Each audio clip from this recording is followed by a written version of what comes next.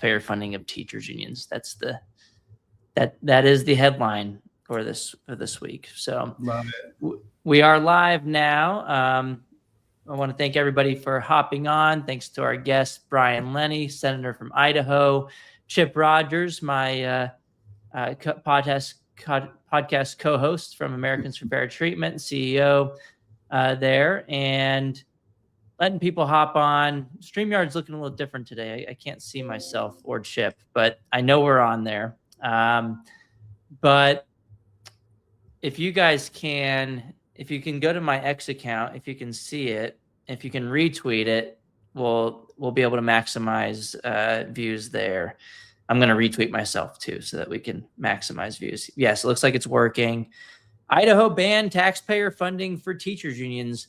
Which state will be next? I don't even know which states have already done this. I know some of them, like my own, have banned collective bargaining in Texas, but not sure how many other states have gone as far as banning taxpayer funding of teachers unions. So thanks so much for everybody for hopping on. I want to let's just get into it. I'm Corey DeAngelis, the co-host of Red Pen Podcast. I'm a senior fellow with Americans for Fair Treatment, in addition to my role as a research fellow at the Heritage Foundation. My co-host is Chip Rogers, as usual. He is the CEO of Americans for Fair Treatment. He was the majority leader of the Senate in Georgia for 2 terms in a row, and he has many other accolades as well that always make me jealous. So I'm not going to go over all of them. But Senator Brian Lenny joins us today on the Red Pen Podcast. He's a senator from Idaho, one of the states that's making moves on education freedom. It's recently passed school choice in some form or the other. And this year, the biggest victory that we've been celebrating nationwide, I think, has been this bill to ban taxpayer funding of teachers unions. So thanks for joining our show, Brian. Hey, of course, it's a fun topic. So, hopefully some other states can follow suit with what we just did. Technically, we did it this month. So, it wasn't that long. It was just a few weeks ago that we got it done. So. Yeah. So Chip, is his video paused for you, or is that just on my end? Okay. It was paused for me. I think he's back. Brian, I think you're back. Okay. Brian, could you give us a little bit of a rundown of what exactly does this do? A lot of people hear taxpayer funding of teachers unions. Why in the world was this happening to begin with? Why did we need a bill to get rid of it? And could you give us, just details, and then also, what was was it an easy battle? Does this, Republicans control the House and Senate in Idaho? You'd think it'd be easy. Was it just basically put it up for a vote and it was the end of the day, or what's the story behind the whole push? Hey, you guys, we're good now on the video? Yep. Cool. Hey, that's a couple questions there, Corey. Yeah. But I think if we start at the problem, so the funny thing is I think it's really important for people to know in Idaho and other states who want to do this, it truly was a team effort. I was the one who did the final kind of kill shot at the end, like more for the Mortal Kombat fans, like fatality. Like that was the easy part. It was a team effort of talking to people, making sure the votes were there. We didn't want to do what we did, which we'll get into, because it was not a traditional way to get it done, but we got it done. We didn't want to basically kind of, we basically did a Hail Mary procedure in the Senate to get it done. And I'll get into how it all panned out. But we didn't want to do that if the votes weren't there either. We didn't want to do it just to be, make a stunt or, make headlines. If the votes were there, we wanted to get it done. And we got it done. So, if you look back, we've been trying this. So I've been in the Idaho State Senate this is my 4th year, 2026. This is my 4th year. I will win my election in a few weeks, and I'll be in there for at least another 2 years, and we'll see what I want to do. But, we've been trying this for 3 years now to get this done. And kind of 100,000 foot view, what this bill does, and I believe 7 other states have done it. I don't have them right in front of me, but what this bill does is it says teachers union activity cannot be funded by taxpayers anymore. And most people say, like, what are you talking? What? I didn't know we were doing that. Well, I didn't know we were doing that either until like 3-4 years ago. So basically, what our bill did is it cut off teachers starting July 1st in Idaho. Idaho taxpayers will not fund teachers union activities, and I can get into like the specifics of all that. But I mean, I read a study recently on a site that said, I believe it was the last 10 years, but it might have been just the last 5 or 6 years, that teachers unions have contributed over $660 million to left-wing groups. I mean, everyone knows that teachers unions are typically left-wing, left-leaning. So we said, I don't think Idaho, Idaho was paying, the Idaho Education Association collects, well, I guess until July 1st, they still will. But Idaho school districts, I should say, are processing over $4 million a year in teachers union dues through our public payroll system for free. And about 25% of that, and I'm just talking kind of rough figures, about 25% of that goes right to the NEA, the National Education Association. Most people know that's a kind of the mothership, who the the Wall Street Journal called the most powerful wing of the Democratic Party. So we can get into the details, but basically what we did is we said, we're not going to do this anymore. You can be in the teachers union, you can do collective bargaining, you can pay union dues. We're just not going to pay for it and use our accounting systems and our public schools to help you do it. So that's the general gist of it. Senator, you make a lot of good points there. And I want to follow up a little bit on the reaction you get from just average Idaho citizens. And I mean, we always have to remind people, first of all, these unions are private entities, right? I know they're attached to public sector workers, but this is a private entity that is engaging in campaigning, electioneering, policy discussions, lobbying, and all these things. The idea that taxpayers would use their money or have their money that is extracted from them to pay for a private organization to then lobby against the very taxpayers who are funding the bill is just, it's mind-boggling that this ever occurred. But I suspect when you talk to, again, the average Idaho citizen, they don't know that this stuff is going on. And some people might not really even understand that these are private entities, these public sector unions.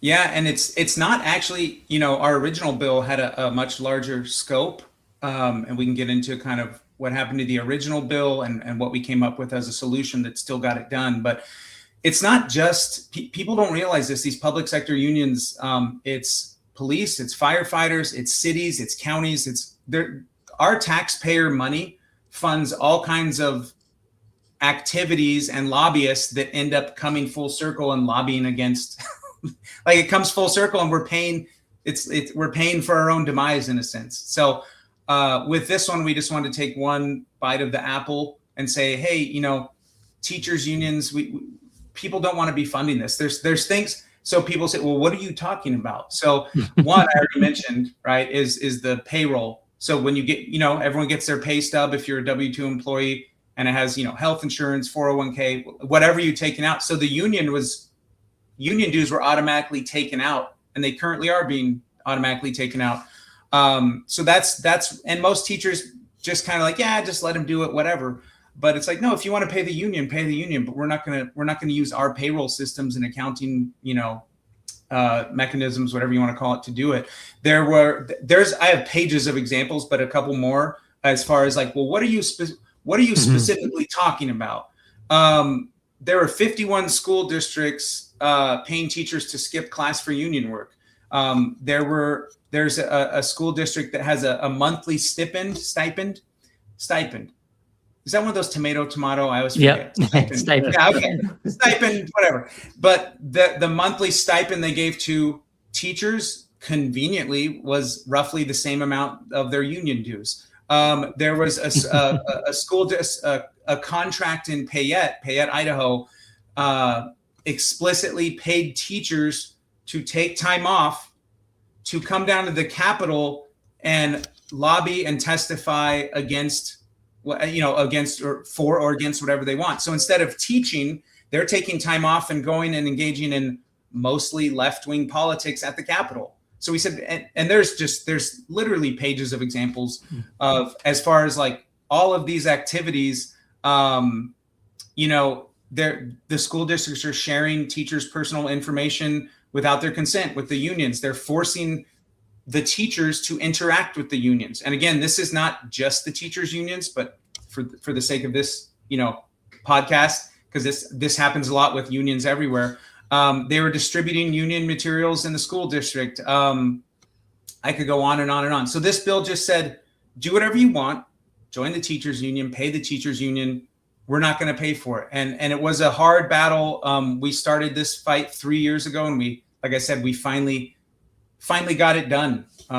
So I'm excited. So why didn't it pass, 3 years ago? A lot of people look at Idaho and they say, look, the teachers unions are a left-wing group. That's no surprise. They give a lot of their money to Democrats, at least nationally.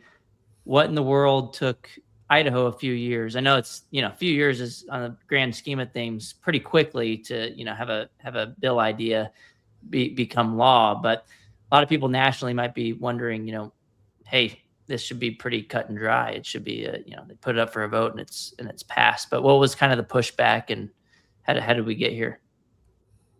Man, I mean, the answer to that question.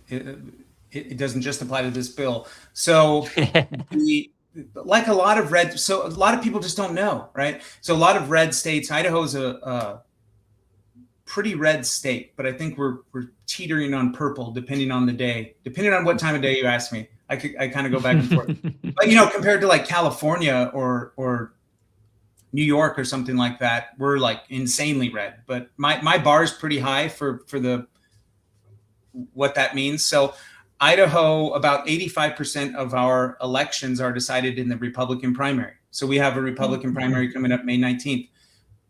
I'm just like, there's a few spots in Idaho, Meridian, Boise, Pocatello, Twin Falls. There's certain areas, Blaine County, up north in Coeur d'Alene. There's a couple districts that are kind of, they could go either way, liberal, Republican, conservative, Democrat, whatever. But most of Idaho will just vote for whoever the Republican candidate is. So in the primary, 85% of people who win the primary, that will be de facto the next representative. So for instance, I have a Democrat challenger every year. I don't even have to lift a finger to do anything, because Idaho, my district, has never, ever elected a Democrat senator. But so the real battle's in the primary. So knowing that, a lot of liberals or Democrats will register as a Republican, which is their prerogative, and they'll run as a Republican because that's the only way they can get in. So they'll talk a big game during the election, and then once people get in, then you see their true colors. So that's why it took so long, and that's why it takes so long, and not just Idaho, but other red states. Because you say you have a Republican governor, he's endorsed by Trump. We have the Senate and the House, and every elected office is controlled by Republicans. But we still have, the Republican umbrellas. It's a big tent. I would rather have it be a smaller tent, but there's really no way to police that. So we have a lot of liberal Republicans. We have maybe not a lot of liberal. We have a good chunk. We have a lot of moderate Republicans, and then you have people like me who are on the conservative side. So that's why it takes so long to get these things done. The Republican of 2026 is not the Republican of 1980 something. So that's what we're constantly up against. It should be easy. It should be a slam dunk. I'm like, yeah, it should. But a lot of these guys aren't conservative. So, Senator Lenny, this bill passed your chamber 20-14 after the Hail Mary, the radiator cap, and getting it a floor vote. You still had, what, eight Republicans voted against it, and all six of the Democrats voted against it. Were these like the same kind of Republicans that would like vote against school choice and other more conservative issues, or was it a mixed bag? No, it's the first one. I don't have the list in front of me or whatever. Yeah, me either. But the Republicans who voted against this typically would also vote against school choice or anything that you and I and probably a lot of your viewers would call like education freedom. So they love the unions and the teachers unions, and there's a lot of people in the building just generally speaking, who are beholden to lobbyists, to unions. But I'm not one of those people. And there were 20 Republicans, in the Idaho Senate who got it done. And then so what happened originally, we can get into the original story, or where do you want to go with it? Because this bill took a very non-traditional road. Yeah, so get into that. It didn't get a committee vote, and the guy who was the chair of that committee was a co-sponsor of the bill. So what in the world happened there? Is there any inside baseball of why it got bottled up in that committee when it was the co-sponsors of the bill was the chair?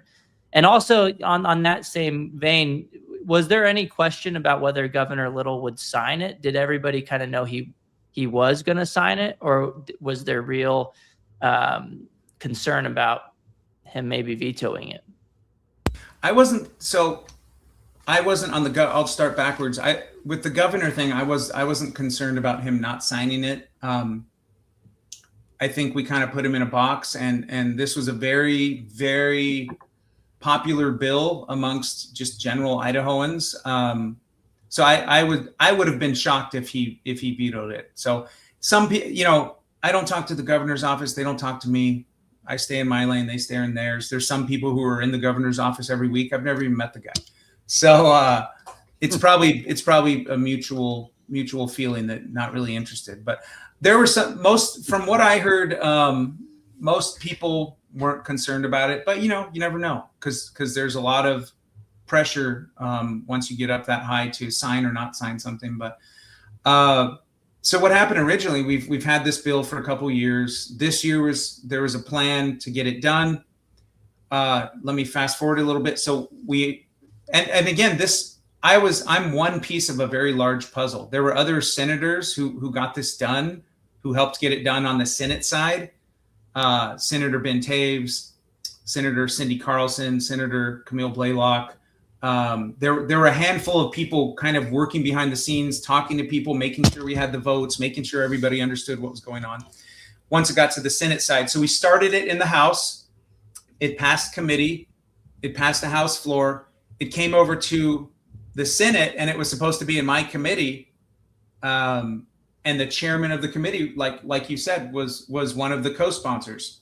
So, if you're a co-sponsor, you're probably going to want to hear your own bill, right? But what happened is just all of a sudden he said, we're not going to hear the bill. And everyone said, what are you talking about? It's your bill, man. Like, what are you talking about? And he said, well, I've been talking with the unions, and I think there's a better way to get this done. And I still don't understand what conversation they had. But what I do know is that he made some kind of deal with the teachers unions. By the way, the unions donated to his campaign, maxed out donation to his campaign. But I mean, it's not a ton of money. Yeah. Yeah. I mean, he made some kind of deal, had some kind of arrangement with the unions, not just the teachers unions, but the unions. And he just said, no, he said, under no circumstances will I hear this bill. Oh, my goodness. And this was private. He wasn't saying this publicly, was he? This was all, I don't remember seeing this. I just remember people whispering about it. He's not like me. He doesn't have a big mouth and doesn't talk publicly a lot, but he was not hiding it. He wasn't like, hey, hush, hush. Like, he was just like, under no circumstances will I hear this bill. We're not going to hear this bill. And you could imagine everyone said, what are you talking? You're on the bill. You're on the bill. Yeah, so what's interesting to me is, real quick, I have this clip of the Hail Mary moment that you referenced, where you come in and you're saying, you know what, this is what we're going to do. We are radiator capping. We're going to get it to the floor. And what I noticed in this clip, collective bargaining was is that he's proposed after you propose the amendment, the first guy who comes up to say don't vote for it, radiator cap the bill, and is Dan Foreman, the guy we're talking about, who's the chair of the committee, who made a deal with the teachers unions. And he basically just says here something along the lines of, where you circumvented the committee process, and you went against the will of the body, and Chip and I talked about this on a previous podcast where we pulled up this clip and we're like, well, the will of the body is 2014. That was the will. He was the one holding up the process by not putting it up for a vote. Yeah, yeah, and so what happened for people who don't, because even some people who pay attention, they're like, what's radiator capping? Right. So the bill was effectively dead, right? Like if a chairman doesn't want to hear a bill, they just don't hear it, and then it's dead. So what we did, and the original bill that passed the House and made it to his committee, that he said, I'm not going to hear it. The original bill was actually a bit more expansive than just teachers unions, but the goal, we said, hey, let's narrow it down a little bit and just focus on teachers unions. So what we did is something called a radiator cap. Now imagine if you take your car to the mechanic and something's wrong with your car, and you come back and it's a totally new car, and you're like, where did my car go? You're like, no, it's the same car, and they swap the engine and the car out, but they put the same radiator cap on it. So that's, hopefully I'm explaining that well, but basically you just gut an existing bill. It has to be in the same subject. So in this case, it was education. So what we did is we took another education bill that had already passed committee and was on the amending order, like to make some changes. So when we got to the amending order, we took the original bill that we were amending. We kept the bill number, and which is now House Bill 516. We took everything out of it, and then we put the teachers union stuff in, and we put the radiator cap on. So that's what a radiator cap is. It rarely works. People rarely try it. The last time it was successful was 2023 in the Idaho Senate. We did it 3 years ago. I think it was a tax bill. I forgot. But it rarely ever happens, and when it does, it rarely ever works. But like I said, we had a team effort. A lot of people talking to a lot of people, answering questions, concerns. And, like you said, at the end of the day, it was 2014. So we gutted the bill. We presented it on the floor. It passed. Had to go back to the House. They had to concur with our amendments because we can't just change their bill and it passes. So they voted for it again. And then it went to the governor's desk and he signed it. So it was a non-traditional way to get it done, but we got it done. And I think it's probably the most consequential bill of 2026 for sure, for our Idaho legislative session. Senator, in seeing what happened, and I know you get frustrated because I've been in your shoes before, and it especially happens with Republicans, unfortunately. We were talking earlier about these folks voting against this. It's a cowardice, and it really bothers me because these are the same folks who will go home and they'll talk about how they're for freedom. They're for gun freedom, they're for hunting freedom, they're for economic freedom. They support parents and students. But then when it really comes time to actually have to do something, they do what this guy did, which is a very cowardly move, and then not even really willing to explain it. Like, okay, you're now siding with the teachers union. Explain why. Like, why are you against this policy? Because the policy is very simple. The government shouldn't be using taxpayer money to fund private organizations to then come lobby and work against the government. Now, in this case, there's no other organization in Idaho that I'm aware of where the government is processing paychecks and all this stuff. So why are these people that do this stuff? Look, if you're against it, go up and explain. Like, stand up and explain your policy position. And it's just so frustrating when they play these behind the door games and do the stuff that he did. I don't know, man, because he actually Senator Foreman's a pretty conservative guy. We probably agree on 90% of issues. So this not only kind of baffled a lot of us, and I still don't understand why he did it or what this deal they made was, or what. I've heard rumors and stuff, but who knows, whatever. He hasn't said it, So yeah. I think you bring up kind of a broader point of, I think the real kind of pandemic we have in this country, not just Idaho, but everywhere, is you have men who lack a chest. We have men, C.S. Lewis wrote Men Without Chests. It takes moral courage and conviction to do this job and do it right. And people often get elected and they typically don't become more conservative. They typically, not everyone, but if someone's going to slide, usually they're sliding left, not right. Yeah. So I'm not saying that about Dan, because he's actually a really conservative guy. So I don't understand. It's kind of a black box. I'm just looking at it going, I don't know what's in there. I'm kind of guessing, but I wish he would have at least told us. Yeah.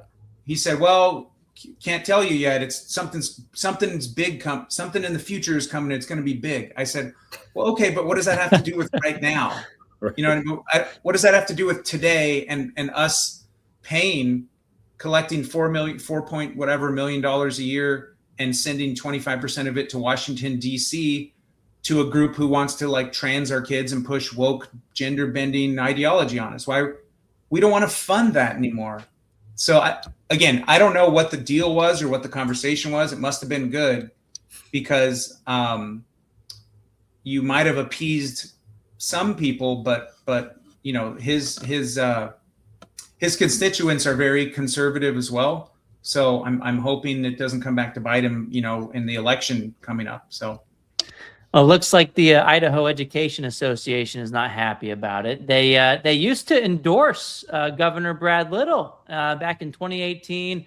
I think I might be mixing something up, but I think I was the one who got their endorsements in 2022 and listed them online, all the Republicans that were endorsed by the Idaho teachers unions, and Brad Little was one of them.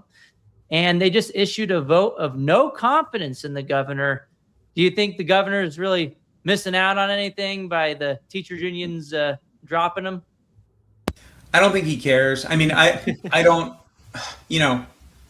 at the end of the day, he's going to do what he wants to do. But I think he made the right move there, because if he would have vetoed that, then you would have had a whole other group of people. I would imagine in that case, it's kind of damned if you do, damned if you don't in that situation. But I mean, the teachers union, they have a campaign right now in Idaho, for example, called May Matters, because our Republican, our primary is up in May, and they have a whole campaign with their stated goal of unelecting people like me, people who vote for educational freedom and parental rights, and people who say, hey, maybe government school isn't as great as we've been, told, that things like that. So you have the teachers unions actively, openly, unapologetically going for our heads. But it's like Idaho is still, at its core, a very red conservative state. So it's kind of like, good luck. I mean, I don't know how many scalps they're going to take. I think it's going to be very minimal. They talk a lot, but at the end of the day, I don't think they're going to flip a lot of seats. Yeah, you come at the king, you better not miss. Well, to that point, too. They're going to miss. Yeah, to that point, and this has been the problem that Corey and I talk about a lot, is that not all teachers in Idaho agree with their particular ideology. And so that's the real problem, is they're taking money from someone who may be a Brian Lenny supporter and then using that money against Brian Lenny. And that's why we just need to get their money out of politics 100%, because you shouldn't be taking money from people to use against their own self-interests. Yeah. And that's, my mom, so I grew up I've been Southern California. I'm 47 years old right now. I moved to Idaho when I was about 30. So 2010, before the COVID wave came, before it was cool to move here. But my mom was a public school teacher for 30 years in California, conservative, Republican. Not one dime of hers went to political activities. You guys probably know more than I do about different states, how you can choose to divert money to. She said, none of my money. But at the end of the day, it's all fungible anyway, right? I don't know how you manage that, but still, she checked the box saying, I don't want any of my money going to political activities. So I come from a family with, like I said, my mom taught my whole life. 30 years public school, but I think most teachers are good people trying to do the right things for kids. I think at least in Idaho, the loud minority typically overpowers them. I live, I don't want to get him in trouble, but I live very close to a gentleman who is a principal at a public school in the area. Conservative guy, Republican guy. He can't stand the unions. He can't stand all the woke stuff, all the things we complain about in education, the Common Core, which is still kind of lingering. Even though we got rid of it, it's still kind of lingering. But I mean, there's a lot of really good conservative teachers who want to actually help these kids and do the right things for kids. The teachers unions, though, they come across as, we're just here to negotiate pay and this and that. And it's like, yes, but primarily, like we talked about earlier, in the last several years, they've given over $600 million to left-wing organizations. And, that's what we're fighting. Like, there's a scene in Tombstone. Have you seen the movie Tombstone, the one with Val Kilmer and what's his name? Kurt Russell? Yeah. So there's this great scene. Hopefully this analogy makes sense. I just came up with it. But there's this great scene where they post, it's Tombstone, Arizona. I was actually just there last week, weirdly, a week ago. We were down at the border doing a trip, and I went and visited where this happened. It was kind of cool. But there's a scene where the sheriff, who's Wyatt Earp at the time, he makes a new rule saying you can't carry a gun in town. And before that, it was just, Wild West. People were carrying guns in and out and talking about the movie here. And so he's posting the sign, like, no guns in town. So these guys, these cowboys come up and they're complaining. And he goes out. One of the other sheriff's deputies says, nobody's saying you can't carry a gun. Or he says, nobody's saying you can't own a gun. Nobody's saying you can't carry a gun. We're just saying you can't carry a gun in town. So with the teachers union bill that we just did, we're not saying you can't be in the union. We're not saying you can't pay union dues. We're not saying you can't do all the left-wing organizing you want. All we're saying is we're not going to facilitate and pay for it anymore. That's all this bill did. And I really hope a lot of states watch the clips, watch the debates, read the bill. It'd be awesome if a lot of other states pick this up. Yeah, so here's a clip of one of the bad actors, I think, in the public school system. I think you were the first person to share it. I grabbed it, put some captions on it, but I want to get your response to a Democrat senator who was in the public school system for decades. Here's the clip for listeners. We stand instead of parents. When your children walk into our classroom, they become ours. And we listen to their fears, we dry their tears, we celebrate their successes, and yes, we find a new way when they fail. And as you know, throughout this country, teachers have stood in the line of fire to shield your children. And they would do it in a heartbeat because those kids in that classroom, they're ours. They're ours too. What was going on there? Are we allowed to cuss on this podcast? I'm not going to, but I was literally shocked. And I used to sit by, that was Senator, she's a Democrat senator from Boise. I used to sit by Senator Ward Engelking on the education committee on the Senate side. And I'm still on, let's see, one other committee with her. That's like nice lady and everything. I always say that Janie, that's like if my mom was a liberal Democrat, that's she has the same demeanor and stuff. But I was actually shocked when she said that. When what's the thing they say when someone says the quiet part out loud? Let the mask slip. Yeah. And that's how they look. They look at him as they're like, I don't have any words, probably more than you. That's the first time I've heard anything like that. There's a reason we homeschool our 4 kids, right? Our kids do not belong to anyone but us. And I don't need to belabor that point, but I don't know if it was like a Freudian slip or if she wrote that out and planned to say it, but and there was a Senator Josh Cole. He's down, I think, he's in the Twin Falls area. He stood up in debate and said, nope, those are not your kids. There are our kids belong to parents, not the government school system. So, I mean, that just shows you this is not just about education. This is ideological. They're trying to take over, and they're doing a great job in some areas. They're trying to indoctrinate these kids into all kinds of stuff. So yeah, I was blown away. I've never heard them say something like that out loud on purpose in public. Yeah, every Uh, once in a while it slips in different states, and this, it's not very often, but it seems to be something that's like a deeply held belief, but doesn't come out in the open all that much. And we're thankful when it does, because show us who you really are so we can believe you. But was she trying to say like, this bill is like it means you're anti-teacher or something? What was her line of logic, if there was any? Was she trying to say like teachers really care about your kids? Why are you attacking teachers? I don't know exactly. I didn't watch the full debate, but essentially the second one, basically this is an attack on teachers, and you hate teachers and you hate public education. It's like the bill's right here, and she was arguing like off the screen. We're like, here's the bill, she was way over here. Like I said, this bill doesn't prevent teachers or teachers unions from doing any of the things they're doing now. We're just not going to pay for it. I don't know how, like, I wish people could get that through their heads. You can do whatever you want. We're not going to use taxpayer money to fund it. That's all it did. So she took this, and the liberals, and it was, liberals in the Republican Party as well. Like I said, we had about, I think, 8 Republicans voted against this also.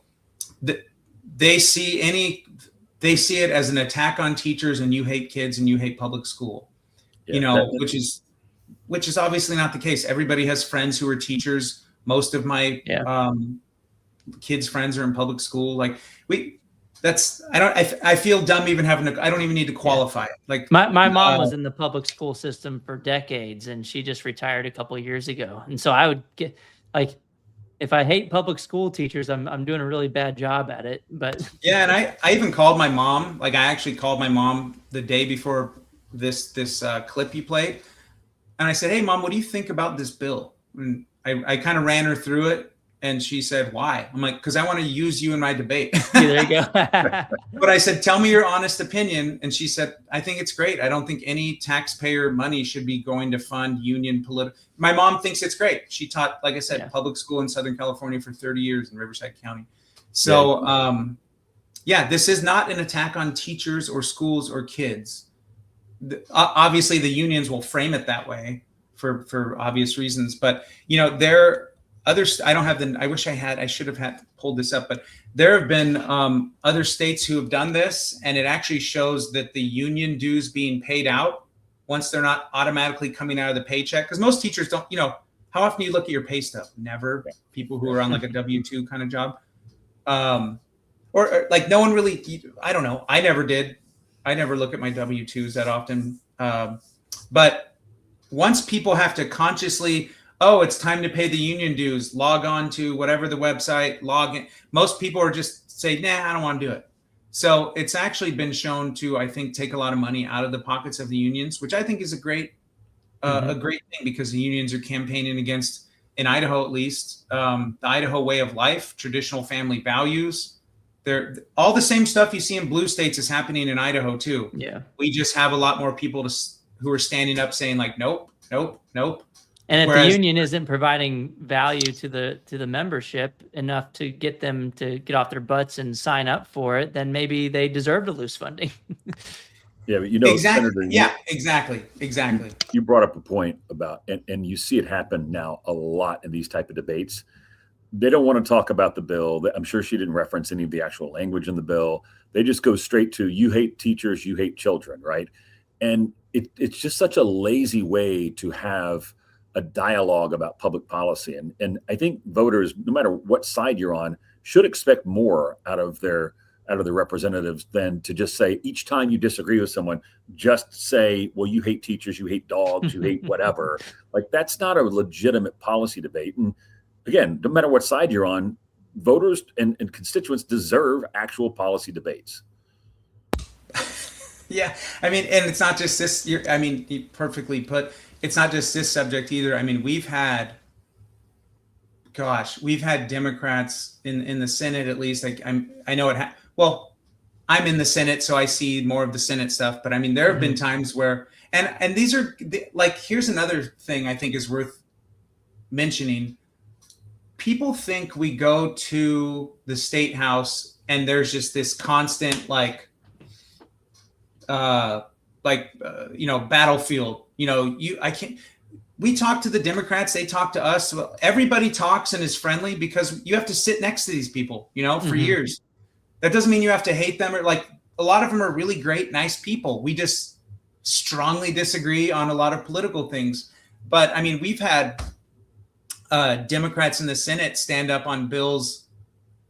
Like I said earlier, maybe the bill is right here and they start arguing, and then it turns into like white nationalism and then trans genocide and all. And we're like, what are you talking about? This bill has nothing to do with nationalism or trans genocide. And so, yeah, they do that a lot. They get up and give their campaign speeches that have nothing to do with the policy. It actually is one of my pet peeves when people aren't you already said it. I don't need to, I guess, reiterate it. But if you're going to argue the bill, argue the bill. Section 1, paragraph 2, whatever says this. Well, I don't like that because blah, blah. But yeah, they just did a blanket attack as you hate teachers in schools and this is horrible. Yeah, it's just intellectual laziness. Welcome to politics, I guess. Yeah. So getting back to debating the bill, I have a clip of Brian Lenny from back in the day. We got a throwback clip from the school choice battles in Idaho, which is another one where it was kind of a head scratcher for a while as to why Idaho took so long. But check this out, a quick 6-second clip of Senator Lenny. If a private school underperforms, they get shut down. But when a public school underperforms, they get more money.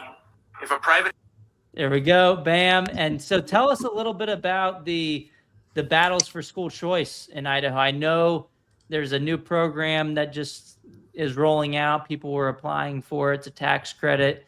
Could you give us a little bit of backstory of, how we got this bill passed? Is there more that needs to be done? And what was kind of the biggest roadblock for a while when it came to school choice? Yeah, I mean, there's a lot of, different people mean different things by school choice, right? But for me, I look at it as giving parents more options than they, if I could just simplify it, giving parents and students more options than they have right now.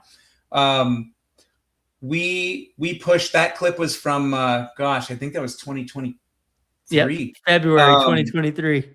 Yeah, we had that big, you were well aware of it, that big education savings account bill. Myself and Senator Nichols pushed that. We got it through Senate Education Committee after 2 days of testimony. We had to schedule just days of people coming in, but we got it to the Senate floor, and it died on the Senate floor. We knew it would probably die on the Senate floor because it was a pretty big. We were going for the grand slam on that one. Yep. And something I've learned, that was my first year in the Senate. Something I've learned that a lot of people learn and a lot of people just instinctively know, but I had to learn it the hard ways. Typically you get singles. You don't really get the grand slam. So you have to do, like I said, one bite of the apple, then a second bite. And it might take years. For instance, I had an anti-SLAPP bill, totally different subject than we're talking about. I thought it was perfect. Well, it died in 2025, but then I brought it back, it died in 2024. I brought it back again last year in 2025. So some of these things take years. I think people say, why aren't you doing this? Why aren't you doing that? I'm like, if it was up to me and we had an easy button, I'd be just pushing that button all the time. Let's do that. But that's just not how it works. It's like pushing a boulder uphill slowly. So the ESA bill died, but that was the first time an education savings account bill was ever debated on the Senate floor. And then we came back. We've done little bits and pieces here and there, but the biggest one we got was House Bill 93, and you already mentioned that. We did that in 2025 last year, and that was what I would probably consider the first objective school choice bill we've done in Idaho. It's Idaho's first ever. It's a refundable tax credit for private and homeschool education. So you get up to $5,000 per student, $7,500 if you have a special needs student. It covers non-public school tuition, tutoring, textbook fees, even transportation. And we cap that at $50 million a year and 10,000 students. But there's something they say in politics all the time. If you get the camel's nose under the tent, that's the first bill, and then he could just upset the whole apple cart, tip the whole tent over. But first you got to get his nose under there, then he can. so that House Bill 93, I feel like was getting the camel's nose under the tent. And what's really cool on that one is we had this horrible program I've never liked, and there's a lot of people I like who liked this program, and I'm on The micro grant. Yeah, and empowering parents. Yeah. And that was a $30 million a year program where we were just giving parents money. People were signing up for jujitsu, buying Legos. We heard stories from people buying, parents are buying musical equipment for themselves and saying it's for their kids. We're just giving away $30 million a year. And there was a marketplace with just all this stuff you could buy. And I think it was... was that just for kids in public schools too? Kids in public, private, homeschool, whatever. Like you just apply for it and they gave you money, but it was called Empowering Parents, and it was just like this weird junk drawer giveaway. I mean, there was like Amazon, all this. It was just giving people money that they could buy stuff. I remember one year it must have been around 2023 or something, where there was a bill to do something like that, but you could also use it for private school tuition. And then all of a sudden the teachers unions endorsed the bill after they struck the word tuition at it. Like that was the only change. As long as you stayed in your public school, you could use it for all these extra goodies, but you could not choose a different, you couldn't escape the public school system with it. Well, at least at first. They see any, the teachers unions and the real hardcore government school advocates, they see anything you're doing for private or homeschoolers as an attack on them, even though it's not. That doesn't make any sense. But it was Senator Camille Blaylock. She's in Caldwell, Idaho. I think it's District 11. She ran a bill last year to get rid of Empowering Parents, and that passed. Obviously, the governor signed it, and they took that, like essentially that $30 million helped free up money for this other one. So that Empowering Parents, that might have been the camel's nose under the tent. Yeah. And that was just giving people stuff, but I don't think so. I think House Bill 93 is the camel getting his nose under the tent. And, there's different, that's kind of, cracks the door open. We'll see what else comes out of that. We had a great bill this year. It was Senate Bill 1336. And what that did is essentially, as you guys know just as well, probably better than I do, when we got Common Core, we got rid of all Western civilization, all the classics and all those things kind of went away. So we had Senate Bill 1336 this year passed, and it mandated, I wish I pulled up the list, but it would take me a minute to find it, but it mandated that we re-add all of these books back, all of these topics, all the stuff that Common Core gutted. And then, the states have been saying, at least red states, hey, we're in Idaho, hey, we got rid of Common Core. I'm like, okay, well, that's like saying we Common Core, we moved in all the furniture. We changed the furniture in the house, was Common Core. And they said, we got rid of it. So you took all the old furniture out. But I'm like, well, now there's no furniture. Maybe you got rid of it, but you got to put the old stuff back. So we're constantly fighting, in my opinion, from where I sit to kind of put the old stuff back. So Senate Bill 1336, I want to say that was Senator Kelly Anthon's bill, the pro tem, to mandate that Idaho school districts start teaching Western civilization again. So there's a couple of these things happening. We just had, I believe it was in 2024. Don't quote me on this. I don't have the bill number or anything, but we had to have a bill to like I said, Common Core, we changed how we taught reading. It was, you guys probably know what's like sight or phonics based versus whole word. Yeah, so people weren't learning to read. They're like, look at the word and memorize it. Whole word. Yes, So we had to have a bill. I think it was in 2024. It might have been 2025, just to say, hey, we're going to go back to phonics based reading because that's how kids learn to read. So we're still trying to recover from Common Core, but we're making strides every year in Idaho. Yeah, Senator, and you start to see it, especially when you dive into anything around educational freedom. The opposition will always frame it over resources, which makes no sense whatsoever, because basically Idaho will have the same number of kids next year that go to school as this year. it depends on where they go to school, homeschool, private school, charter school, public school, whatever, but it's basically the same number of students. You're basically going to have the same number of teachers. So what you're really arguing about is who gets the opportunity to shape the mindset of those children.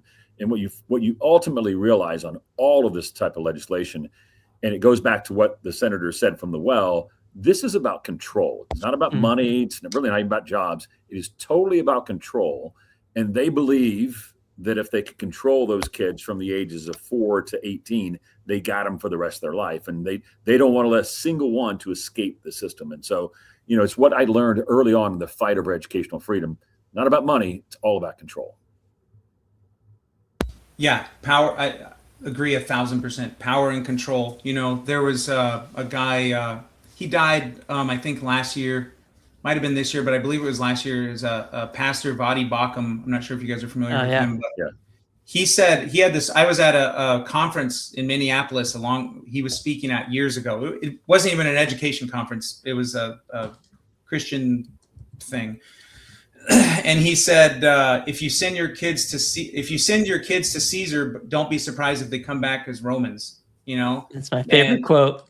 Yeah, it's so good and so true, and it applies in so many contexts, right? But you have left wing. You guys, this is what you guys do, right? But you have these left wing organizations and personalities and people who've been shaping the public school system for decades, over a century, I think.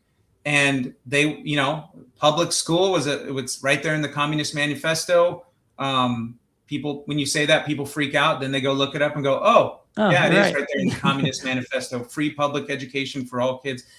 And they have a goal of creating good little Marxists, and they're doing a hell of a job doing it, which is why I think COVID was such a blessing and a curse, because for a lot of parents, for the first time, they, with the Zoom calls and all the remote learning, they got to see all the stuff their children were learning, and they had no idea. It was like pulling back the curtain, like, wait, your teacher said what? You're learning what? They told you what? So COVID was a huge blessing that a lot of people said, nope, not doing that Not today. Yep. So we're going to homeschool, private school, whatever. We're going to figure it out, but we're not going to keep sending our kids to Caesar and being shocked when they come back as Romans. So Senator Lenny, when we started, you said you homeschooled your kids. When we've done some of these school choice battles in redder states, we've actually gotten some pushback from some of the homeschool crowd, because they've said, well, with government shekels comes government shackles, which my quick response is usually, well, look at Connecticut, look at other blue states that are regulating homeschooling without any school choice. Did you deal with that when you were fighting for school choice in the legislature? Did you hear from those groups? Did you have to talk to them in your office or anything, or email them? Or yes to all of the above. They're very, very, very, very vocal and passionate. There's a group called Homeschool Idaho. My wife goes to the conference every year. We're like card carrying, and when I say we homeschooled my kids, I mean my wife does, and right. I chime in. I teach a class in the fall, though. I taught logic and logical fallacies last fall to junior hires, because we started a co-op, and there's 30 plus families, I think. We started a co-op, and it's really fun. But Homeschool Idaho, there's a certain, I don't know what the right word, faction isn't the right word, but that's what I feel like saying, of people on the right, homeschoolers, who just hate all of this stuff, school choice. And I get where I almost don't disagree with them. There's that fine nuance where I'm like, I'm not saying I disagree with you, but there's another side to this you're not looking at. But yeah, they have some force in the state. Kudos to them. Mm-hmm. We agree on all the homeschooling stuff and a lot of this stuff, but they just don't want any government oversight or control of homeschooling, and neither do I, mm-hmm. by the way. And that's why we did, I said early on, before I read House Bill 93, the tax credit bill we did in 2025, I said, if this messes with homeschool in any way, not only will I not vote for it, I'm going to be the loudest opponent you've ever seen, and we're going to kill this bill. Because initially, it started in the House, and I said, I don't read every bill until I need to vote on it. Yeah. I mean, I read every bill I vote on, but if I don't have to vote on it for a month, I'm not going to, depending on the bill. So my initial just glance of it was, oh, this messes with homeschooling. I'm a no. And then I sat down and really, when it got time, like, oh, it passed the House, I better kind of figure. Then I went through it with a fine tooth comb and said, oh, actually, no, it doesn't. So I'm going to vote for it. But, Idaho's still one of the freest homeschooling states in America. And this House Bill 93, it ran through the tax committee. It's a tax credit. Right. So you have Homeschool Idaho, who I respect, and we pay them. We're part of the organization. Like I said, my wife goes to the conference every year in Meridian, Idaho. They were coming out against a tax credit. We have child tax credits. So this bill was very intentionally crafted, and it was not my bill. It was Senator Lori Din Hartog was the main person running it, and I believe it was Wendy Horman. Yeah, she's in DC now, so she got called up to the big show. But they were very careful about making sure this did not interfere with homeschool education, with oversight, with curriculum. If it did, I would go to the mats. I would die on that hill and I'd get kicked out of the Senate. I would keep yelling and screaming, but it doesn't mess with homeschooling. It's a tax credit. It's something you do on TurboTax. Literally, I just did my tax. I do my personal taxes on TurboTax.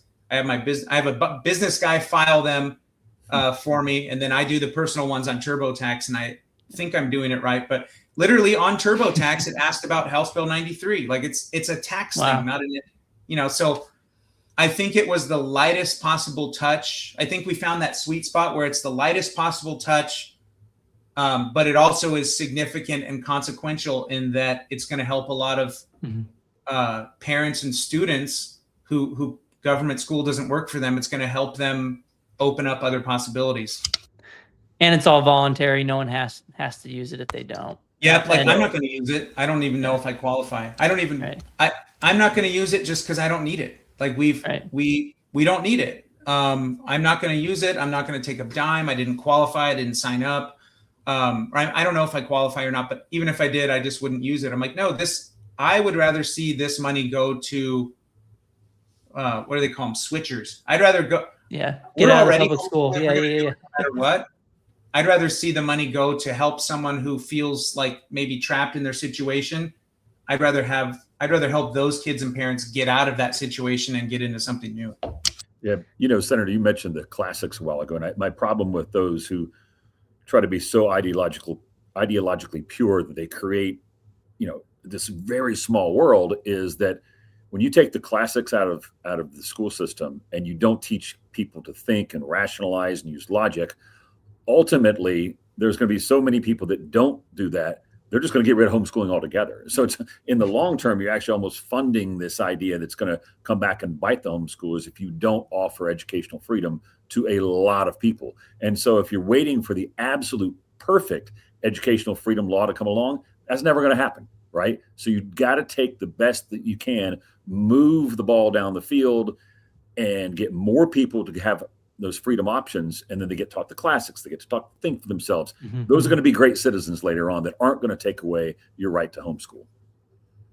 Yeah, no, I agree 100%. And like you just said, and we've talked about before, is most, and I have other I know other people who are state legislators all over the country, and most of the time you don't get. Maybe you'll see a grand slam every now and then on a certain subject, but most of the time, I use that incrementalism. It's not ideal. It's not what I want, but I'm also a realist. Mm-hmm. I also live in the real world, and I say, what is politically possible right now in this moment? Here's what I want to do, but maybe only this is possible. So maybe we can do this. And next year we do this. Next year and then we eventually get there, because people are scared of the grand slam. So yeah, I think we take. I think we take. If you want to get a touchdown, just go 10 yards at a time. It'd be great to do a Hail Mary, and sometimes it works.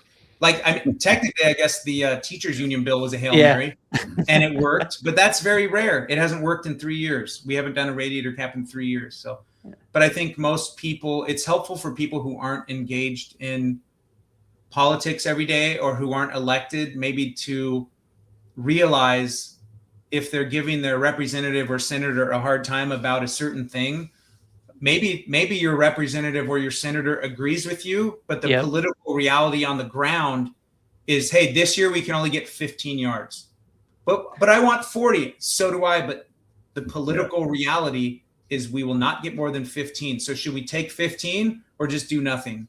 And there's a lot of people who say a bunch of stuff against like incrementalism, but I think at the end of the day, that's what seems to be, you know, the way to get things done. It's not what I want. It's not ideal. Like I said, I would do grand slams every day, but I try to live in reality. There's a lot of people who have their head in the clouds and they talk a big game on their campaigns and town halls, and they get nothing done, Right. because they live in la la land, and they try to do a grand slam on everything and no, you know, And then don't that's get just not anything how it works. passed.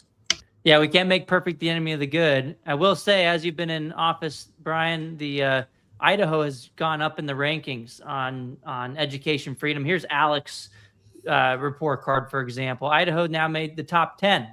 It was, you know, one of the laggards for a long time on education freedom priorities, especially school choice. I just wanted to get your take. We're coming up to an hour on what else is on deck for conservative education reform in Idaho. What else would you like to see done to be done? You know, it's probably a lot in that question for a short amount of time. But what are, you know, a couple of things that you think that's still kind of hanging out there that Idaho should try next? I'm probably not the best person to ask that question. A lot of my focus has been, at least the last 2 years, has been more on like health and welfare kind of stuff, Medicaid, that kind of thing.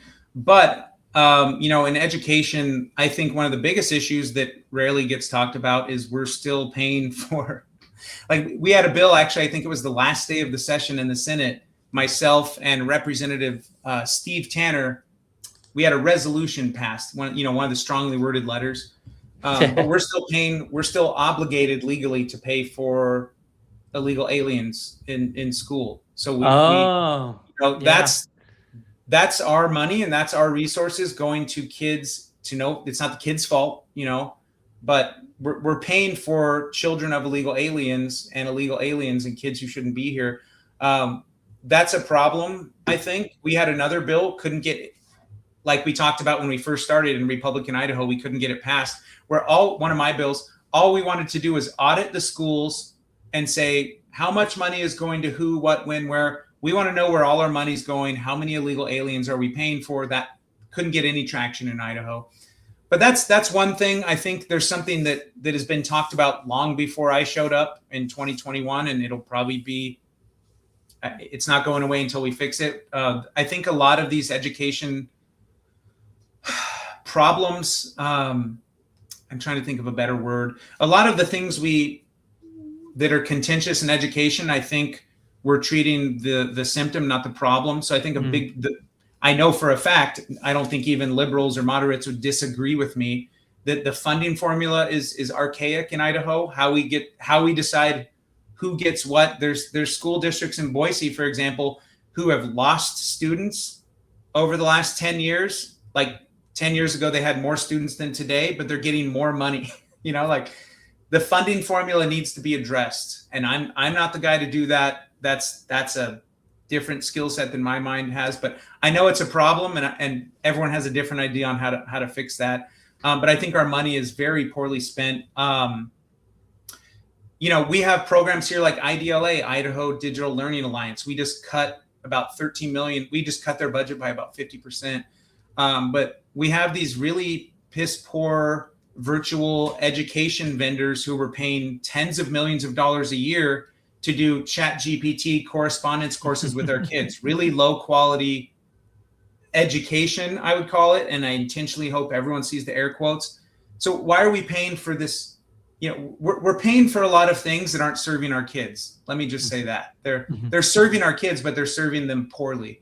So I think there's a lot of cutting and reducing and consolidating we still need to do, where people on the left, they just want to grow, and we can never have enough money to someone on the left. But like I said in the ESA debate from 2023, we've been betting on the same losing horse every year. It's time that maybe, have we ever thought about taking a step back and putting a new horse in the race? And I think with House Bill 93 that we passed and some of these steps we're taking, we're starting to kind of change the game in Idaho.